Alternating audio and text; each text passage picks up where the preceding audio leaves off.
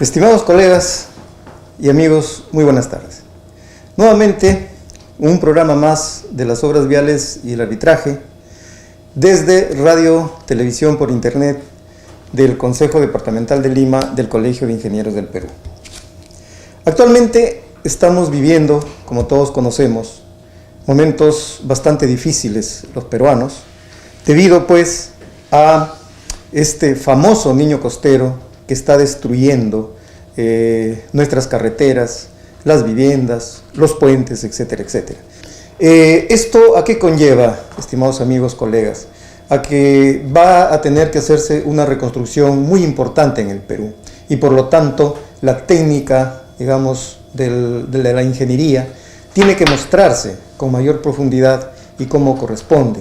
Ustedes muy bien saben, los que no son ingenieros y los que lo son, que está desnudando muchas obras mal ejecutadas, muchos proyectos mal elaborados, y esa responsabilidad en gran porcentaje de parte de los ingenieros, quienes intervenimos para estas construcciones y la elaboración de estos proyectos. Creo que en adelante deberemos ser más cuidadosos todos los responsables que intervenimos en este tema. Como hablamos de reconstrucción, hoy día vamos a tratar un tema que es muy importante y que tiene mucho que ver con la durabilidad de nuestras carreteras. Me refiero a los refuerzos de subrasantes con geosintéticos. Ya hablaremos un poco a más profundidad, más que todo para los ingenieros jóvenes, alumnos de ingeniería que aún no están con mucho conocimiento del tema de lo que vienen a ser los geosintéticos y las diferentes familias que se generan a partir de ellos. Para esto tengo en esta oportunidad la buena suerte de estar acompañado del ingeniero civil Danek Sivej Coronado, quien es director regional de Geomatrix Perú, que en realidad es una empresa colombiana con reciente presencia en el Perú. Sin embargo, su casa matriz en Colombia ya tiene muchos años, nos lo explicará un poco el ingeniero. Él es egresado de la Universidad Ricardo Palma, diplomado en gestión de proyectos bajo el enfoque de PMI y MBA de la Universidad de Piura.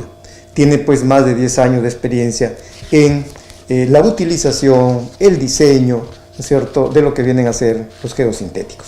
En primer lugar, Danek, que de paso fue mi alumno en algún momento también, claro, dentro de la universidad, quisiera que saludes a nuestros colegas, nos están viendo tanto en el Perú como en el extranjero, a través de este prestigioso programa de nuestro Colegio de Ingenieros del Perú. Saludes a nuestra audiencia y un poco nos expliques qué es lo que vamos a comentar hoy día. Bueno, ante todo les agradezco la oportunidad, desde acá les envío mis saludos. Vamos a tratar de hacer que este tiempo podamos llevarnos un poco más a profundidad, en detalle, sobre el uso de geosintéticos, especialmente aplicado a lo que son refuerzos de subrasantes, ¿no? Vamos a tratar de ver un poco las propiedades, las ventajas que nos pueden otorgar los geosintéticos en este tipo de aplicaciones. Vamos a revisar un poco sobre los usos, por ejemplo, de geomallas, de geotextiles tejidos, de la combinación entre ellos, ¿no? Y trataremos de dejar pues ya los conceptos en cuanto a ahorros, por ejemplo, rendimientos de estos materiales con respecto a soluciones convencionales, ¿no? Ese es en resumen. Una cuestión general. Qué bueno, Danek. Bueno, todos los que ya estamos un poco inmersos en estos y también por bastante tiempo, sabemos pues de que los geosintéticos no son materiales de mucha importancia que nos ayudan para la mejora de nuestras obras de ingeniería y un poco básicamente en el tema de la ingeniería vial, ¿no?, en todos estos aspectos. Y ya se viene utilizando mucho tiempo, hace mucho tiempo que se habla de los geosintéticos, de las familias, digamos, de los geosintéticos como vienen a ser los geotextiles, que las cuales tú nos estarías hablando, ¿de acuerdo? Entonces, para poder entrar ya un poquito a mayor profundidad en el tema, les pido, queridos estimados amigos, que nos den un par de minutos para una pausa y continuamos. 7, ¿ya? Correcto. Bien, mis amigos, estimados colegas de Perú y el mundo, continuamos con este programa. Estoy con la compañía del ingeniero Danek Sivej Coronado, director regional de Geomatrix Perú, y habíamos un poco entrado al tema de los geosintéticos.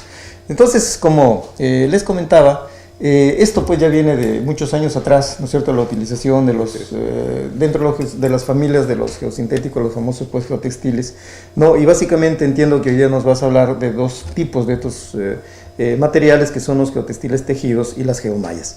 En todo caso, un poco cuál es la importancia, digamos, de la utilización de estos materiales y por qué estaríamos hablando de un aspecto renovador en la utilización de estos materiales. Ok, bueno, para empezar, digamos que todos los geosintéticos, se hago una rápida explicación, son obtenidos de diversos tipos de polímeros, la mayoría de ellos derivados del petróleo.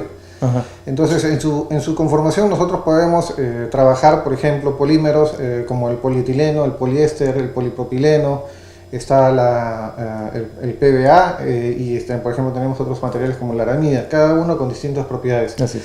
Lo que yo pretendo dejarles es, por ejemplo, nosotros las ventajas digamos, en cuanto a tecnología en la fabricación, por ejemplo, del poliéster, tanto de gemallas de poliéster como gemallas ¿cómo se llama? De geotextiles tejidos.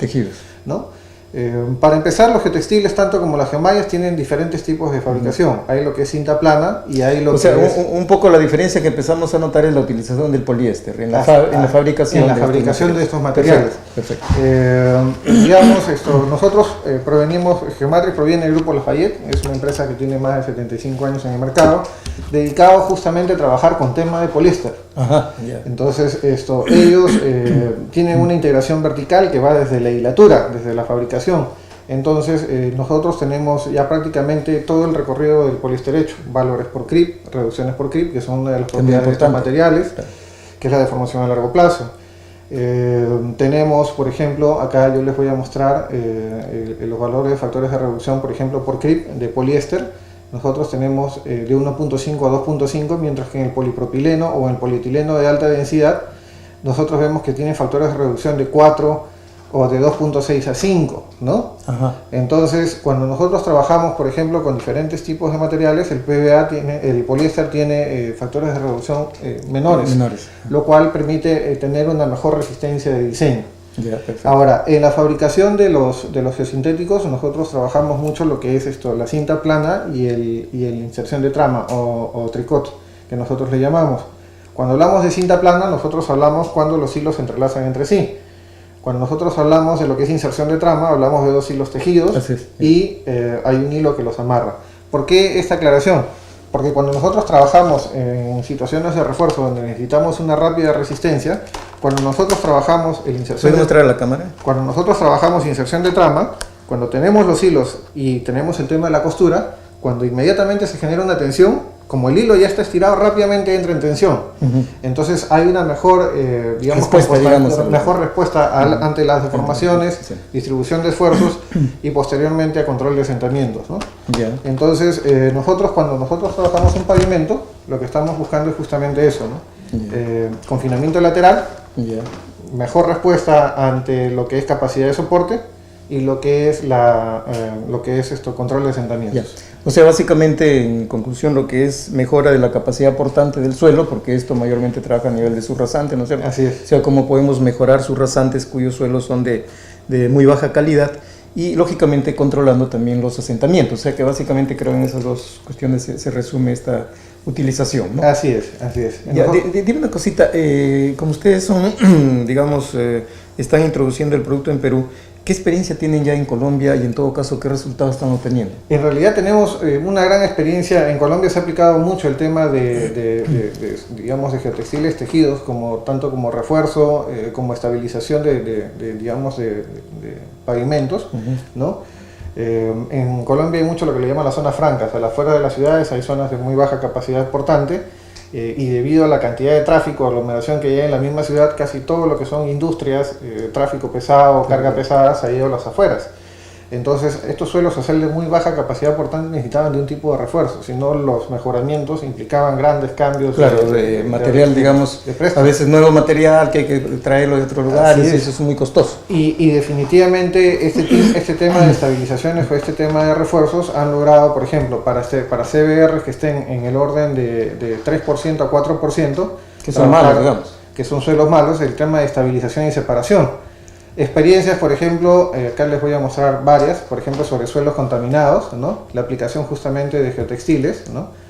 Lo cual permite ya con un material afirmado tener pues una superficie mejorada, ¿no? Acá, ¿a cuánto más o menos estarían alcanzando en todo caso de ese 3-4%? ¿Qué mejor estarían alcanzando? Mira, con la utilización? en lo que nosotros trabajamos, por ejemplo, ¿no? En pavimentos a veces nosotros podemos reducir desde 3 a 4 centímetros de relleno, que ya es un montón para ciertas condiciones, hasta 30 centímetros, 40 centímetros de material de relleno. Eso depende, por ejemplo, del número de ejes equivalentes, va a depender de las condiciones de diseño, ¿no? De qué tipo de vía estamos hablando.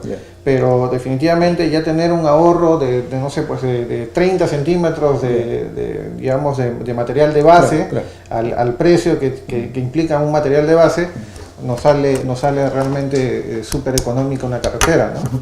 Claro, eso es, digamos, ya en la reducción de costos, ¿no? Ajá. Y si hiciéramos una comparación, por ejemplo, de ese material que habíamos de mala calidad, que acá en selva, por ejemplo, lo tenemos mucho, ¿no? Mayormente todo el suelo de la selva es malo, leímos arcillas que son muy finos. Si hablamos de un 3-4%, más o menos, ¿qué mejora obtendríamos en un CDR, por ejemplo, mejorado con geotextiles? Lo que nosotros trabajamos es, por ejemplo, ¿no? En experiencias, vamos a hablar de experiencias que se hayan ejecutado, ¿no? Por ejemplo, zonas donde se requerían mejoramientos de 1,20 m, ¿no? De material granular, se han logrado reducir hasta 60 centímetros, ¿no? O sea que tendrías que haber eliminado 1,20 m de material malo para traer 1,20 m de material bueno. Corte, material de préstamo, todo esto, ¿no? Entonces, con el tema de geotextiles, con el tema de geomallas, lo que se logra es 60 centímetros menos. A veces hay condición de nivel freático. Entonces, a veces el nivel freático se encuentra al metro, ¿no? Y con las soluciones tendrías que trabajar bajo agua. Y justamente los geotextiles lo que te permiten es estar por encima de esos niveles, ¿no? Mira, qué interesante, ¿no? Porque justamente hablamos de las obras de reconstrucción y vamos a tener que utilizar metodologías modernas, digamos, para este uso. Mis amigos, como ustedes verán, es un tema bastante importante que a todos los ingenieros viales debe interesarnos. Por favor, les ruego nuevamente una pequeña pausa para continuar con nuestro programa. Permiso. Bien, mis amigos, continuamos con este interesante programa. Estamos hablando de los geosintéticos y en este caso específico de lo que deben ser los geotextiles tejidos para una mejora de capacidad portante, ¿no es cierto? Y también para un control de asentamientos.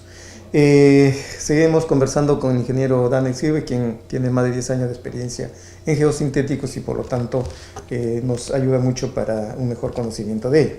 Danek, hemos conversado un poco de lo que viene a ser en todo caso la mejora de la capacidad portante y cómo es que desde el punto de vista económico nosotros podemos lograr digamos reducir, ¿no?, en cantidades importantes estos costos. Además que a veces cuando nosotros queremos mejorar, por ejemplo, un suelo, ¿no?, porque tenemos que botar un suelo de mala calidad, no tenemos de dónde traer el suelo que tenga, digamos, mejor calidad, y de repente traerlo desde distancias muy lejanas, los costos son demasiado altos, ¿no? En la selva al menos no hay suelo que es costero, entonces prácticamente nos vemos obligados a tener que hacer esto, estabilizar también en todo caso con productos químicos, cemento, lo que sea. ¿Podrías profundizar así ligeramente el tema del control de asentamientos cuando utilizamos los geotextiles, textiles tejidos? Mira, por ejemplo, cuando nosotros trabajamos con un geotextil tejido, ¿no? Y trabajamos con una gemalla, lo que nosotros tenemos que distinguir es qué tipo de material tenemos a disposición, ¿no? Si tenemos, por ejemplo, ya un material granular donde podamos trabajar mediante la interacción o el confinamiento de las paredes de las celdas, ¿no?, que ejerzan una fricción con el agregado, ¿no? Entonces podemos utilizar gemallas, pero nos va a tocar sitios justamente como comentas en donde lo que tenemos es, por ejemplo, arenas demasiado finos, ¿no?, o materiales expansivos, ¿no? Entonces lo que nosotros hacemos es la utilización de estos tejidos. Acá yo les estoy mostrando una imagen en donde se ve lo que es el efecto de membrana tensionada. ¿Cuál es la propiedad, digamos, mayor de los geotextiles? Es justamente cuando nosotros aplicamos un tejido sobre el suelo y se aplica una carga, esta carga va a tratar de empujar el material. Aplastarlo. Así es. Pero como este material trabaja, digamos, con la fricción que le genera tanto el material de relleno que se le coloca encima como la misma carga de tránsito, esa tensión, cuando la carga quiere llevarse el material hacia el fondo, esto se genera un efecto hacia arriba, que se estira y lo empuja, ¿no? Así es. Entonces eso se conoce como el efecto de membrana tensionante. ¿no? Que es justamente el aporte que le da, digamos, en respuesta al material. Entonces eso te ayuda justamente a hacer el control de asentamientos y también te ayuda con lo que es la mejora de capacidad portante del terreno. Claro. O sea, las dos formas.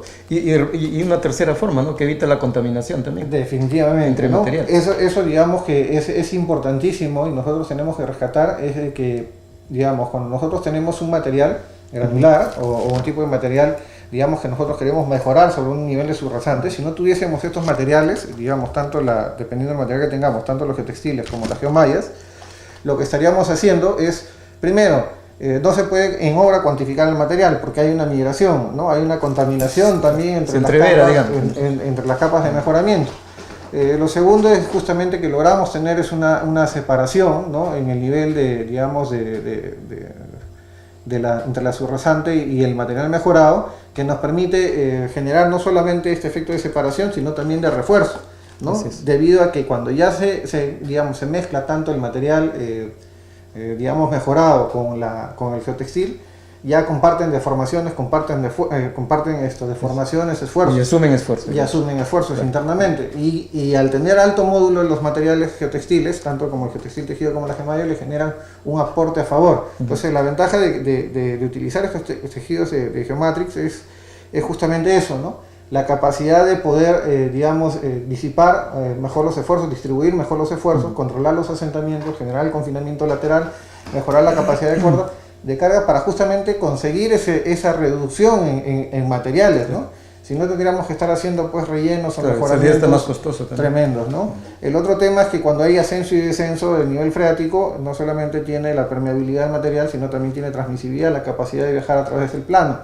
Entonces, cuando hay ascenso y descenso, debido al tipo de tejido o material que empleamos, no hay esa migración o succión de finos, ¿no? Entonces también los considera. O sea, controla, digamos, que se contaminen los materiales. Cosa que de repente antes nosotros tratamos de simplificar mucho las soluciones, porque hay otras soluciones que involucran, por ejemplo, el uso de dos materiales, no tejidos con geomalla.